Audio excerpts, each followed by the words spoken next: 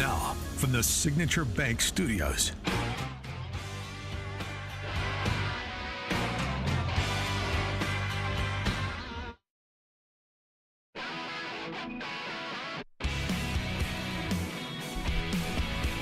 Top of the morning, Dan and Amy. This was interesting. Oliver Weissman writing over at the Free Press. Ryan Ruth is not a name that was familiar to most Americans when he was identified Sunday as the suspected would-be assassin of Donald Trump. But when it was made public, my colleague Tanya Lukanova got a call from someone she used to work with. Why? Because Tanya had interviewed Ruth last year over video for a piece she reported on for Semaphore on American-trained Afghan commandos who wanted to fight for Ukraine. This assassin, I don't want to use his name too much, but just for the context of this write-up, the would-be assassin in custody as of yesterday had started something called the International Volunteer Center, which purported to help foreigners seeking to assist Ukraine's war effort.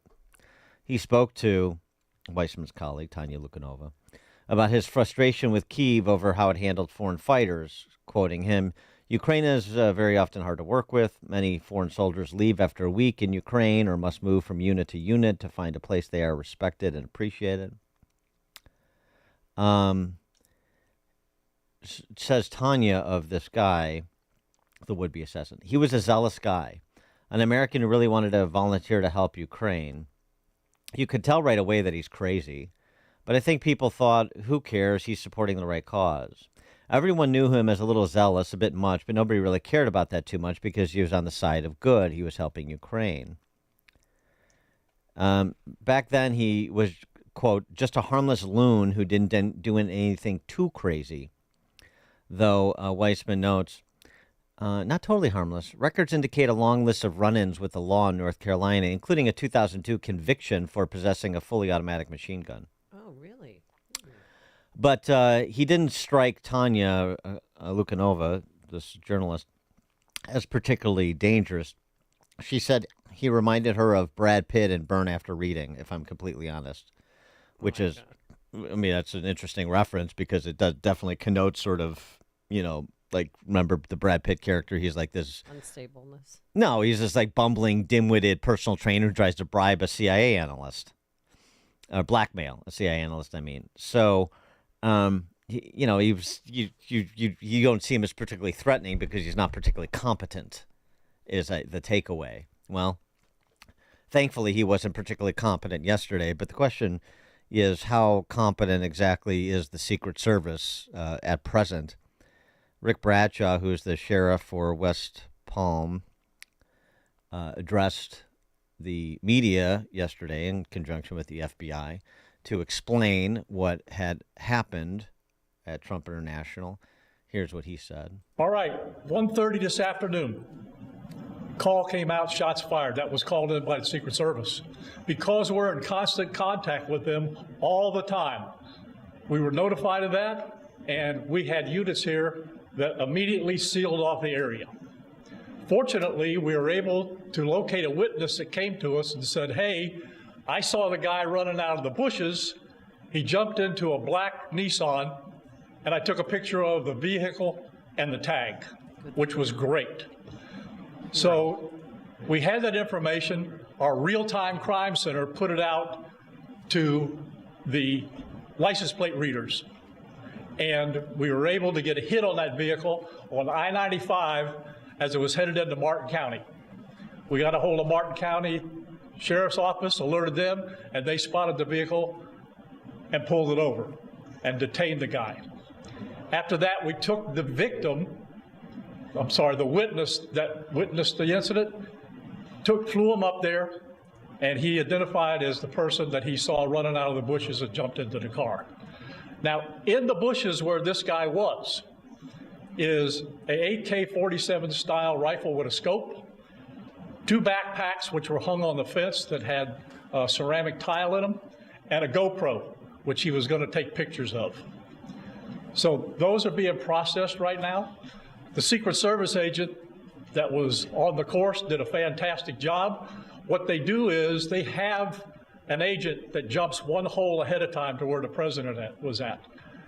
And he was able to spot this rifle barrel sticking out of the fence and immediately engage that individual, at which time the individual took off.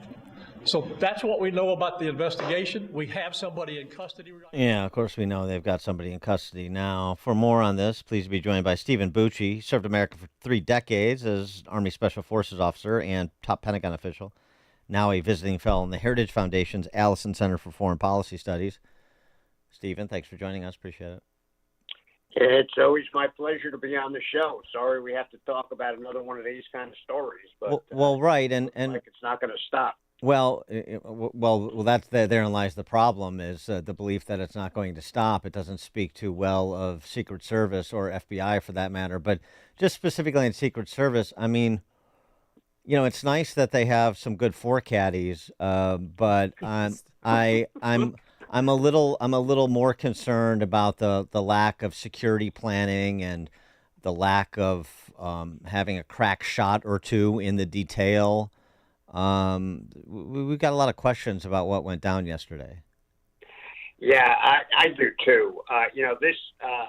They've talked about it and said, well, he's not the sitting president, so he doesn't get the same size detail as Biden would have.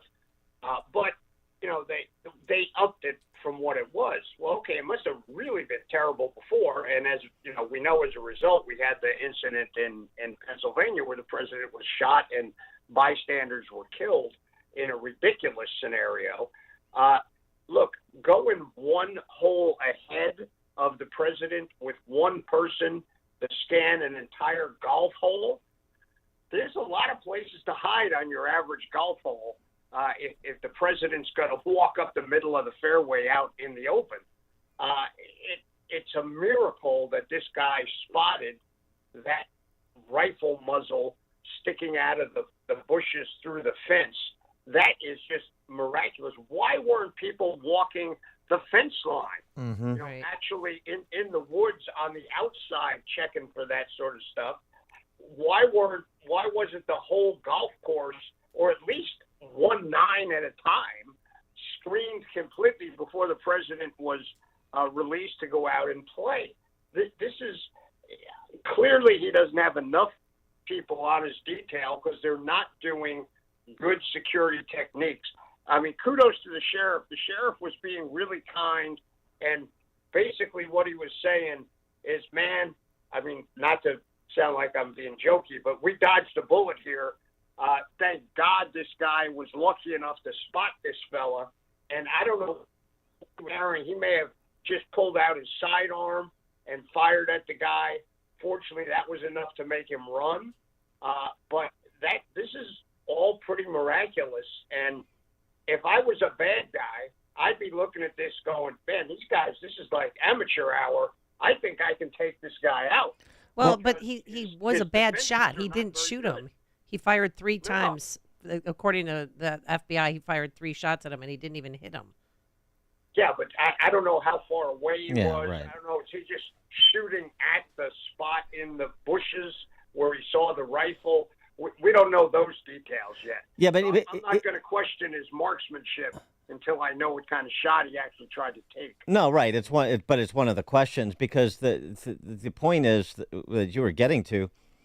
I mean, he's within 500 feet. The reporting is he was within 500 feet of the president. So we learned nothing from Butler. You had somebody that was able to get within 500 feet of a former president of the United States with a rifle, with a scope. Yeah, and again, in a completely open area.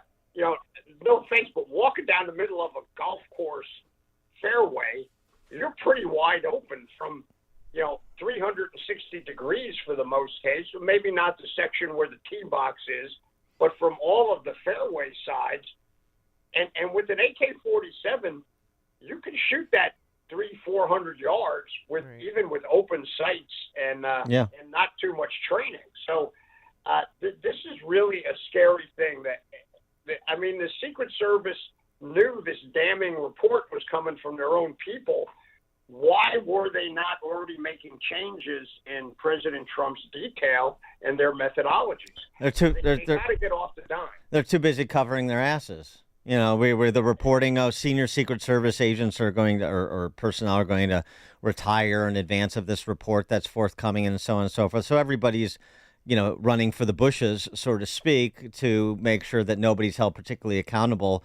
Except I have to retire a year or two earlier than I thought I was going to retire, so I may take a couple points off my pension, which is not exactly the accountability we're looking for. No, not at all. And, look, I've worked with the Secret Service extensively when I was a Deputy Assistant Secretary of Defense, and they're normally pretty good people. I mean, to the point of being obsessive about their jobs. But what we're seeing both in Pennsylvania and now down in Florida, I don't know who they gave to President Trump to be his detail, but they're clearly not up to the task of what's going on right now. And they have a responsibility. I don't care if they hate President Trump. They have a responsibility to protect him. Yeah, well, apparently we found out that the head of the Miami field office for the FBI does, in fact, hate President Trump, and they had to scrub his social media posts before they leveled him up to the head of that field office in Miami. So, I mean, here again, it's just like it.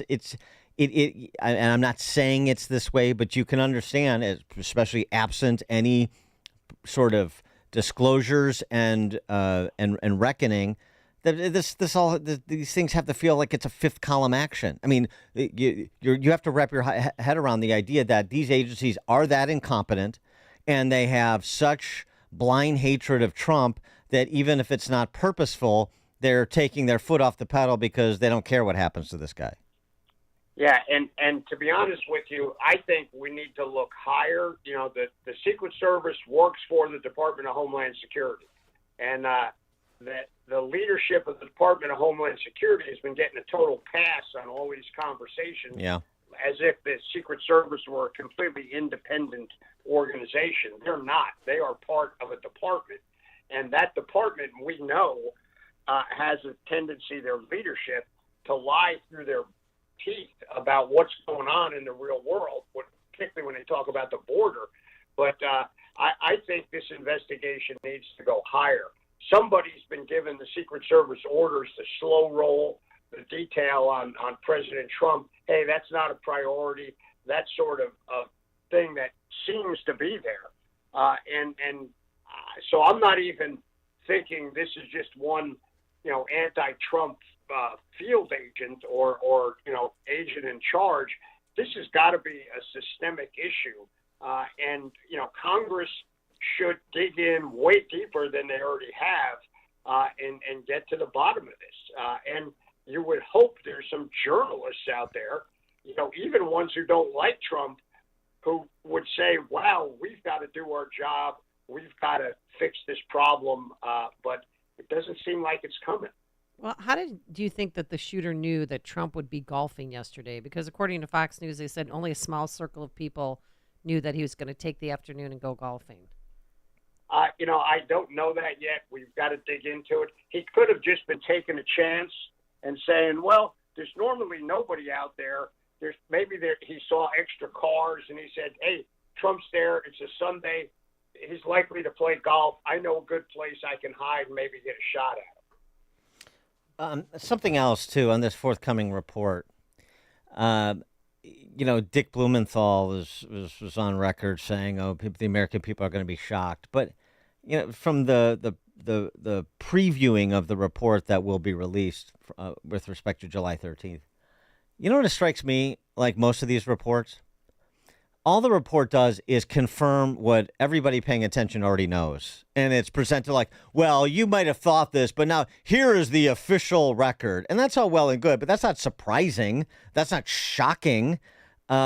It almost is like we're going to put our official stamp of approval on what everybody already knows, and that will be the definitive statement on the topic, and then we can all move on. Yeah. Oh, well, you're talking Blumenthal here, who, is a perpetual liar. Well, I know. But he also has a vested interest in helping the Dems move this off the news and get to the other end. So I think your analysis is spot on. He's trying to play this up, put more lipstick on the pig, and have everybody go, oh, okay, well, they did a big investigation.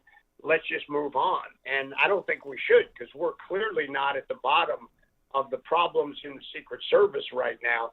And what's going to happen if President Trump wins? These are going to be the same people that are now protecting him, all the time, supposedly at the sitting president level. Can we trust them? Are we going to have to bring in new people to help protect the president? And boy, everybody will scream bloody murder about that. But I wouldn't feel too comfortable if I was President Trump. Yeah, as a caller to our show said earlier, it's too bad the Pinkerton agency isn't around anymore, because those guys knew how to affect protection and eliminate threats too. Maybe that's where we need to go. Stephen Bucci served America for 3 decades as an Army Special Forces officer and top Pentagon official. Now a visiting fellow in the Heritage Foundation's Allison Center for Foreign Policy Studies. Stephen, thanks as always. Thanks for having me on the show, guys. Have a great week. You too, and he joined us on our turnkey.pro answer line. Listen to Dan and Amy on your smartphone. Download the AM 560 mobile app today at 560theanswer.com/mobile. Would you go to court without a lawyer when the other guy is lawyered up? Or are you going to go it alone and learn law and procedure as you go? When you have an insurance claim for your home